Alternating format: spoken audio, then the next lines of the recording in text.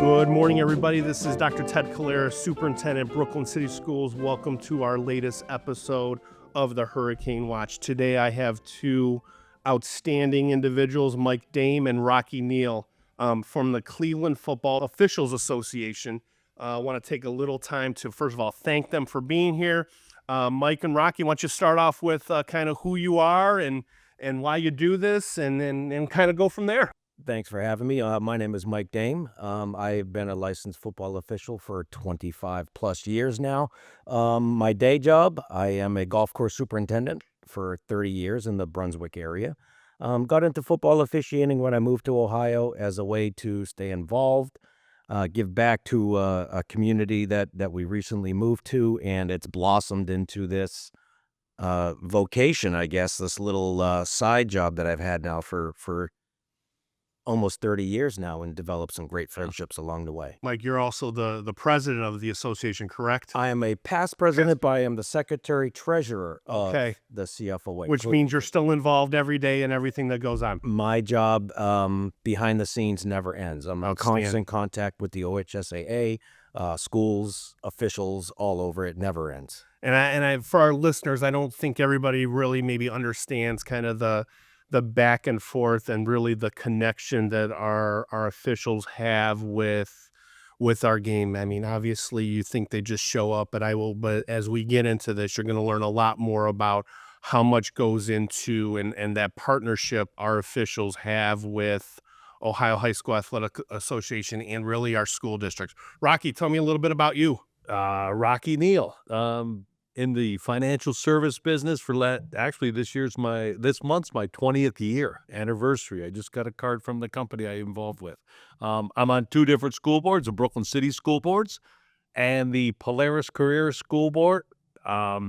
For Brooklyn, I think I'm at like 16 or 17 years. In Caleris, I think it's my fourth or fifth year. This is my last term. I will be done.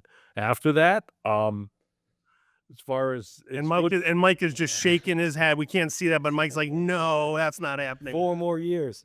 I've heard that for a couple school board members as well too, but I think it's time for to hand on the reins. But anyway, this is my 22nd year of football. I did 10 years of basketball, and how I started was my Little F basketball coach was teaching the football class and the basketball class, and he recruited me. He says, by the way, you're going to be doing football after the basketball season. So that's what I did, and I only do basketball now.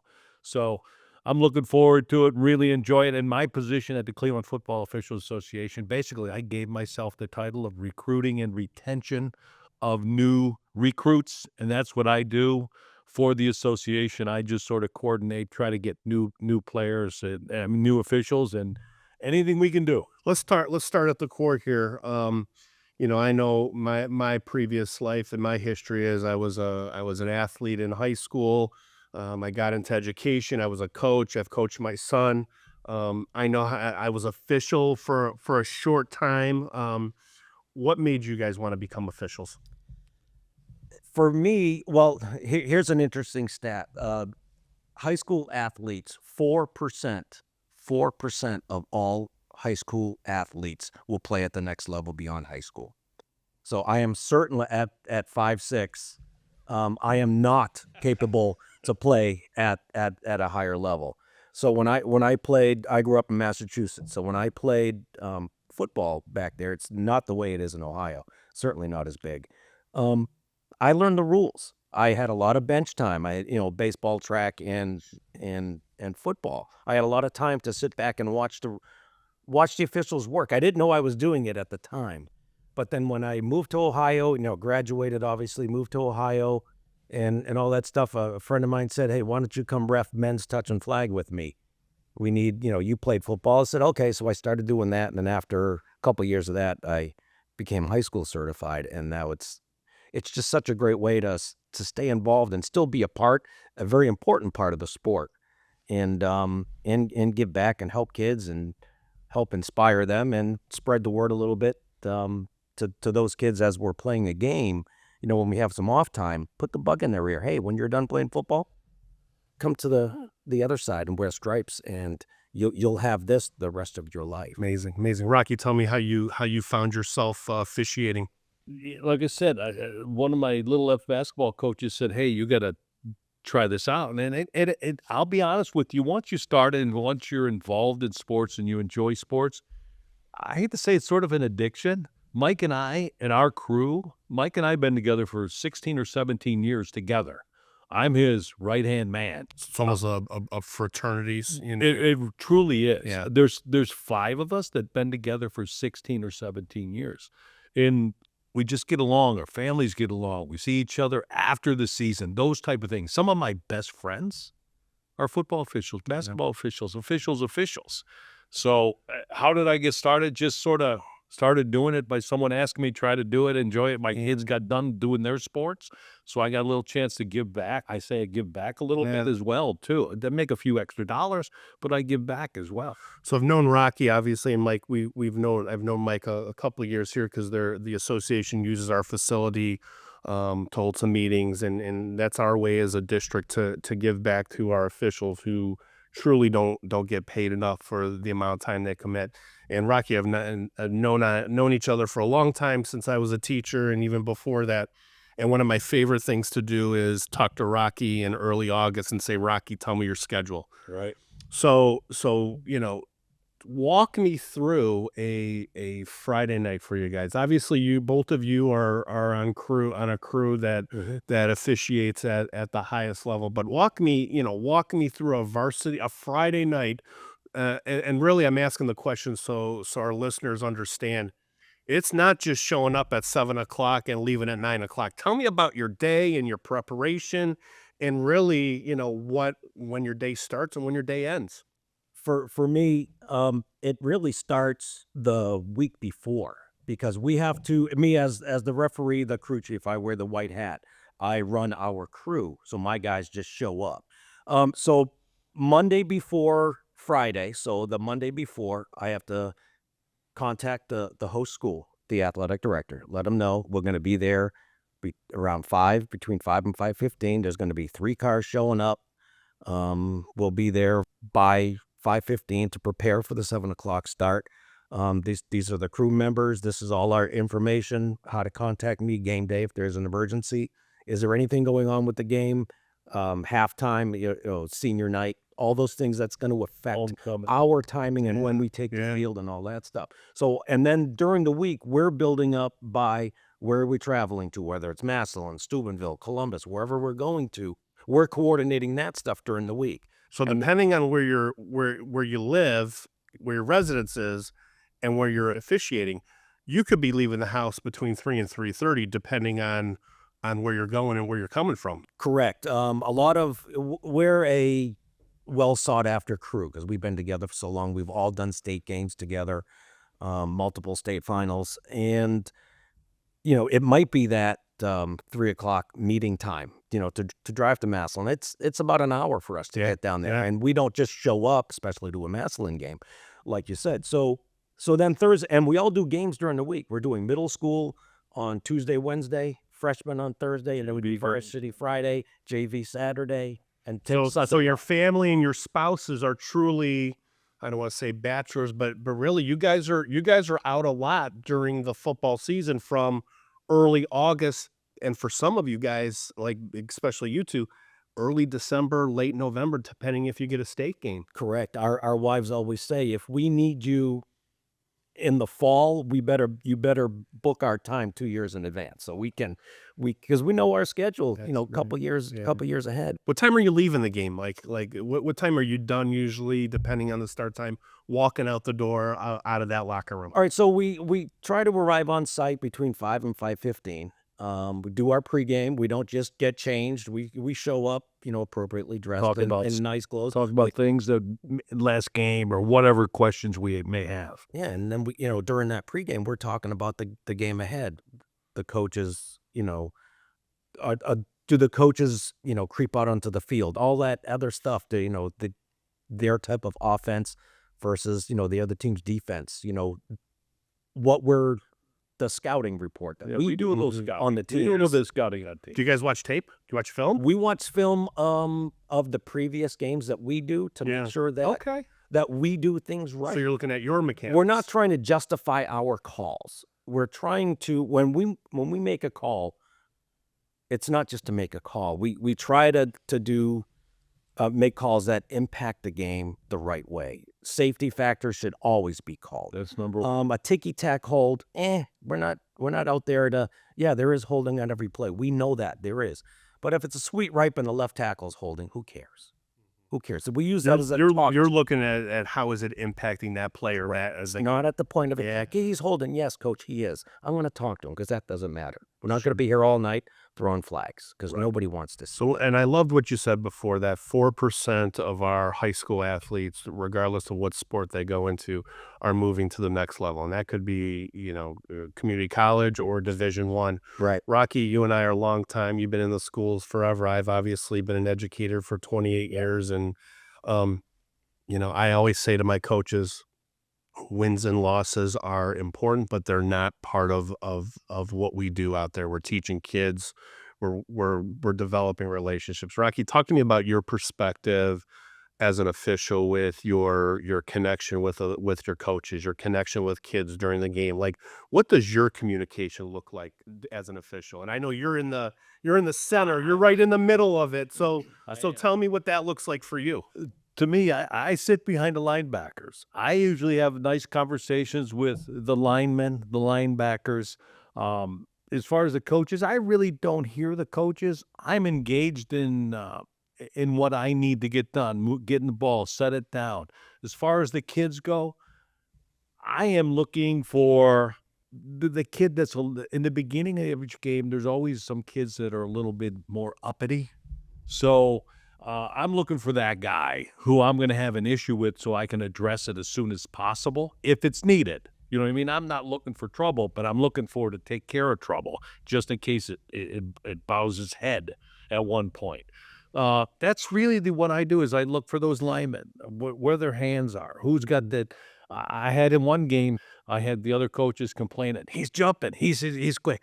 Guess what? This guy just happened to have one of those special twitch muscles. He was that quick. So are you coaching? So obviously, Mike, you're behind the play a little bit. Rocky, you're in the middle. You got your side guys. Like, are you guys coaching the kids and work? Like, tell me about that process during the game. We coach not to coach, to teach them technique or whatever. We do what's called preventative officiating. Yeah. If like Rocky said, those kids that we have to watch out for, if they're approaching the edge of foul status, Rocky 58's on the edge. Rocky knows what that means. Right. Now he knows he's got to, because Rocky and I, we mirror each other. I look at the back of the offensive lineman. Rocky looks at the front of them. It might not look like a hole to me, but Rocky sees two handfuls of jerseys on the other side. But we're constantly talking to each other.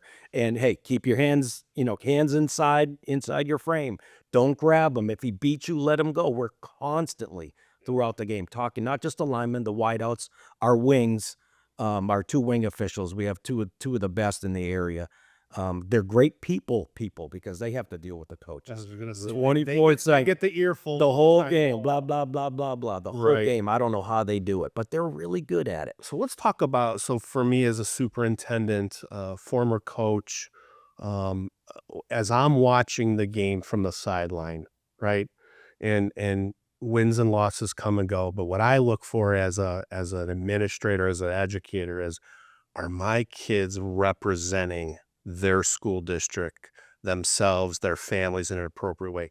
Talk about maybe your work with your conversation with kids about sportsmanship, because the curse of being a football official is you guys are pretty much removed from the fan. You guys see things and hear things that us on the sidelines don't have that benefit.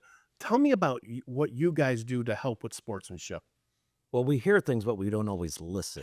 It's the hard part. No, right. A lot of the times they're yelling at the shirt.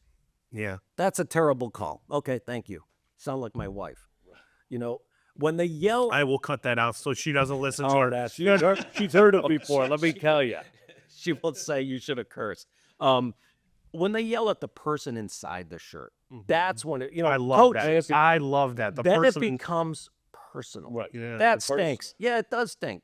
You stink. Different story. Yeah, Sure. personal. And then you walk off 15 yards and you yell back, "How do I smell from here?" Right. 115 more, I'll keep going. Sure. But that's part of the what we have to do. We have to, Rocky will make a call or somebody else will make a call, and when I give the signal, they're yelling at me. I'd rather have that. I'll take it because it's my crew. We're a family, but I'm the one who bears the brunt. Like a Right, you got like the an way NFL team with as a Yeah, quarterback, yeah. too much credit and way too much blame when Right. when things Right. go screwy. But Right. so much of that just goes on to that. We make those calls, and a coach just a lot of times wants to be heard, Yeah. and we let him hear it. We Okay, do. okay, got it. Yeah, game changing call. Yep, I understand you're upset, but this is the way they saw it, Yeah. and that's it. Then we got to move along. I love it. Yeah. I love it. So one of the reasons we're here is and I will say I've seen this impact um as a superintendent. We as a school district, our athletic department, many athletic departments are seeing decreasing number of officials, but also in the same vein, a decreasing number of quality officials, because I look at quality officials like yourselves or any other sport that helps make sure the game is safe and Correct. and conducted fairly and doesn't get out of hand, because we all know athletics are emotional, right? They're emotional. Yes, It yeah. doesn't matter if you have an 0-19, but if they're playing that neighborhood rival, it is an important and emotional day. Talk to me about some of your efforts into recruiting, not just football officials, Rocky, but you did something at Polaris recently. Talk to me about you've kind of adopted other sports as have. yeah. Tell me a little bit. I just recruited a baseball guy. Yeah, You know what tell I mean? And I have nothing to do with baseball other than knowing the associations. What my goal is personally is to create a group of us, all the sports, Ohio high school sports, football, basketball, baseball, lacrosse, hockey, whatever it takes in order to move this thing forward. That I would like to create a coalition, you want to say, Mhm. of all the officials. And we've had some career fairs at Polaris. This was the second one. And actually, we had an NFL official, former NFL official there, and an NBA official there as well, too. So I personally just try to get out of the box and recruit any type of official, any young kid. Hey, you want to make a decent buck for a part-time job? Actually, just recruited, got a phone call from a kid who graduated from Howard University on Monday this week. He is going to take Mike's class, which we're going to have some classes July 22nd, 23rd, 29th, and 31st at Polaris Career Center from 6 to 9. How can do a plug in terms of how they can get a hold of you if they want to sign up for the class? Email address, phone number. You want? Yeah, if you want to if you Google my name, Rocky Neale, there's all kinds of numbers that come up and emails that come up. So if you do that, that's So if you're looking for a class to take, or you can go to clefoa.org, and we have an email there. You can it'll be a posting soon. There'll be some social media coming up very soon. But Mike will be teaching that class. It's 4 classes, 3 hours apiece. Take the test, and you'll be ready to do scrimmages within a week. We are trying to get all the classes, those adult education classes at Polaris. Next time, I think it'll be basketball, and then in spring it'll be baseball. I love it. So that's the goal. Actually, we'll be voting on that on Tuesday to certify the adult football occasion. So one of the things we did in Brooklyn City Schools, and this is kind of with Rocky making connections with us, where we do the Ref Reps program for our high school kids. Yeah. Rocky, tell everybody a little bit about that Ref Reps program at the high school level, what that does. What it does, it gets the kids an online course with a teacher that helps them go through the class. Depends upon which sport it is and all that stuff. So there's guidance through Ref Reps, which is a company that's out of Indiana that has taken over probably 20 to 30 states on online officiating classes. You can do this on your own as well, Right. too. But a lot of it's taken over in the high school, and that's where they're trying to get some young people into this. Right. And we're having some success. I was just out in North Ridgeville with another member, John Schuler, and he and I went and spoke to North Ridgeville class. Actually, there was about 30 kids there, And we did get two guys that actually have officiated this spring, so it's a bonus. And you know, there's not too many jobs you can make $30-$40 an hour, right, doing officiating football or some sport. And it's obviously Set your own schedule. Yeah, you set your own schedule. Obviously, it's not about the money because the amount of time you put in. However, it does. It's a nice little. It sure does. For an 18-year-old, Yeah. 17-year-old, it's not a bad little.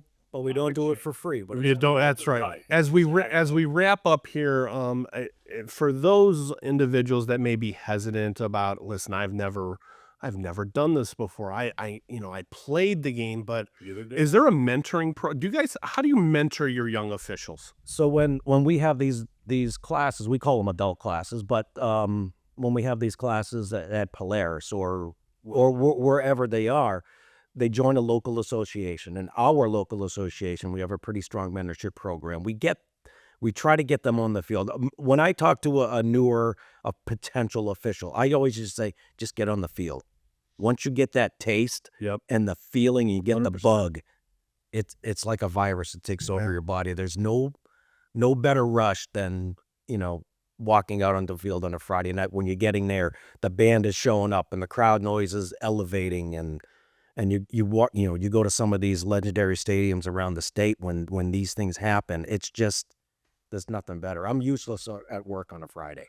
Last question for you guys, and again, I wanna thank you for being We here. appreciate you. I wanna again, if your last question is, give me your most and I love these stories. Give me your most memorable game, and why? My most memorable game, we've done Eds Ignatius, we've done all the big games around the state. Massillon and McKinley at Tom Benson. 15,000 people. Sold out Sure. Saturday. Just a crazy whirlwind. And Yeah. I've been fortunate to do 6 state finals. I've worked at the Horseshoe for 3 of those finals. That's amazing. They're great, but there's the oldest rivalry in the country, Massillon McKinley, Saturday, week 10. Yeah. Crazy. Awesome. Mr. Neale? I've been fortunate to be with Mike for 3 of those state finals, and I've had a lot of great games. You know what the best game for me is? I don't know the score. I just have a good football game. And there's a lot of people say, but I don't even know what the score is. All I know is I have a good football game. And that's really what I look at. Is there a certain game was better? I don't really think so. I had a great first time. I think Kirtland won a championship 2018. I don't know if it was their first championship. We were together 2018. It was 16-9. I think that was the final score. It was one of the best football games I had. And it was just, for my position, I'm in the dirt there with those guys. There was just a battle. You know what I mean? But I've had a bunch of those games. I don't have no special game, but I enjoy all of them. Well, I want to thank you both for your contribution to high school athletics. Obviously, sometimes fans and parents can get out of hand with verbal abuse and some other things towards our officials. And I will tell you, in our school district and in any school district that I've ever worked with or known, that those types of things are not tolerated. And ultimately, what I say to everybody is, guys, it's just a game. Sure. And we got high school kids out there playing it. But I want to thank you both for being here, for what you do. This has been the latest episode of the Hurricane Watch. Again, a reminder, if you're looking to become an official, search Rocky Neale, jump on the Cleveland Football Officials Association website, or contact Ohio High School Athletic Association, and they will direct you to the right person. Thanks again. Have a great summer, everybody.